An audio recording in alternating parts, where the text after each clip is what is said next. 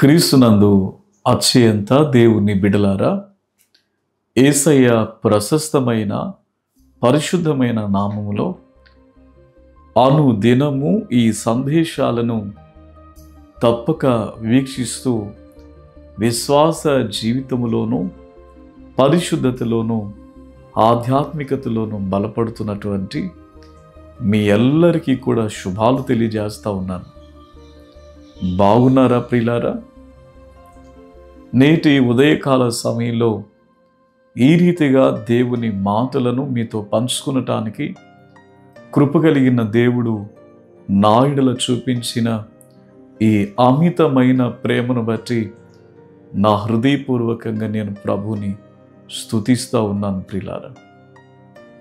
అన్నట్టు మన జీవితంలో నిశ్చయము కూడా సెల్ ఫోన్ అనేది ఒక భాగం అయిపోయి ఉంది కాదు.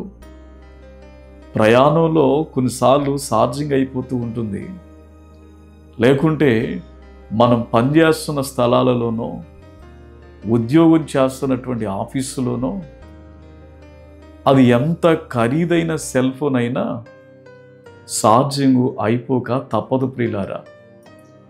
మనం చేసే పని ఏంటంటే వెంటనే దానికి ఛార్జింగ్ పెట్టి మరలా ఆ ఫోనును వినియోగించుకుంటాం.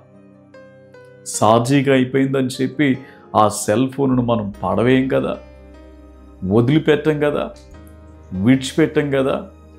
సెల్ ఫోన్ కంటే నీ జీవితం చాలా చాలా గొప్పదని నేను ఉదయకాల సమయంలో జ్ఞాపకం చేస్తూ ఉన్నాను.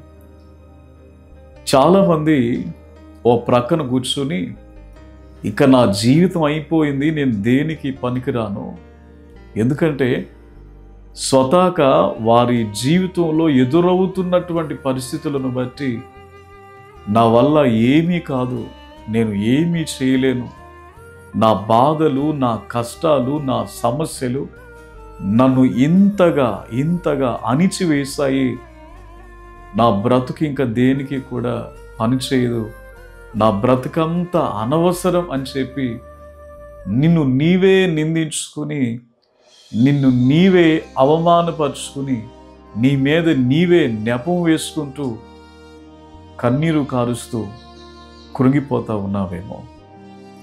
ఈ మాటలు పరిశుద్ధాత్మ దేవుడు నిన్ను బలపరచడానికి జ్ఞాపకం చేస్తున్నటువంటి మాటలు.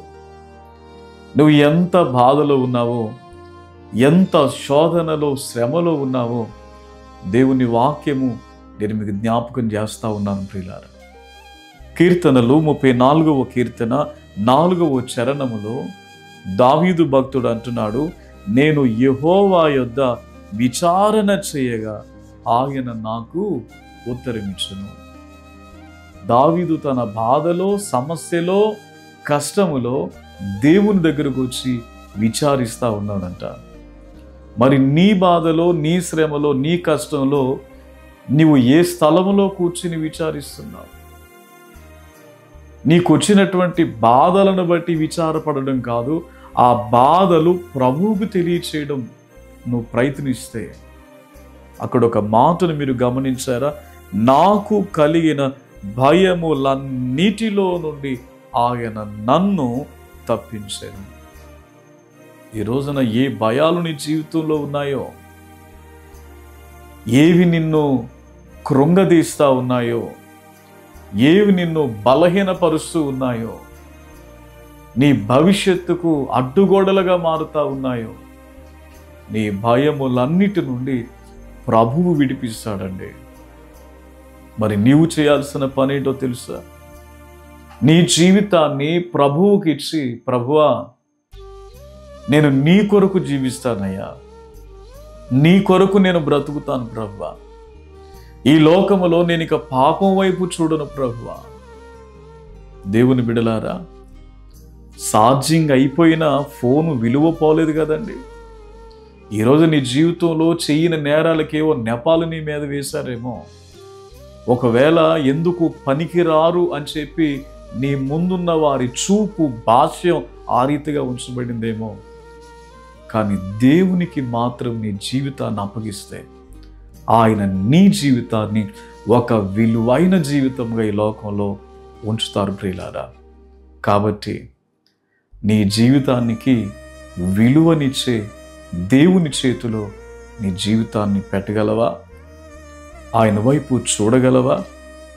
అలా చూచుటకు నీ జీవితంలో గొప్ప తీర్మానాన్ని ప్రభు అనుగ్రహించునుగాక. ప్రార్థన చేసుకుందాం. మీరున్న చోట ఈ ప్రార్థనలో ఏకీభవిస్తూ ఉన్నారు కదా ప్రియులారా. ప్రార్థన. మిక్కిలి ప్రేమ కలిగిన తండ్రి, కృపగలిగిన దేవ, మీ పరిశుద్ధ నామాన్ని బట్టి మీకు వేల కొలది స్తుతులు చెల్లిస్తూ ఉన్నాను ప్రభువా.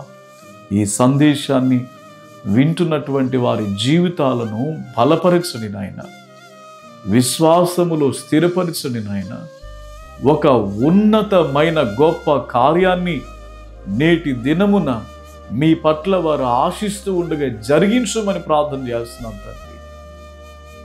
దావీదు ఒకప్పుడు గొర్రెల కాపరే, కానీ ఉన్నతమైన శిఖరాలు ఆయన అధిరోగించడానికి, ఎక్కలేని ఎత్తైన కొండలు ఎక్కడానికి మీరే సామర్థ్యాన్ని అనుగ్రహించారు నాయన.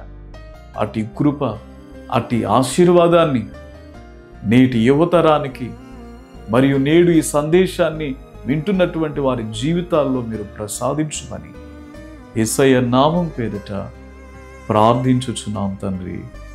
ఆమెన్.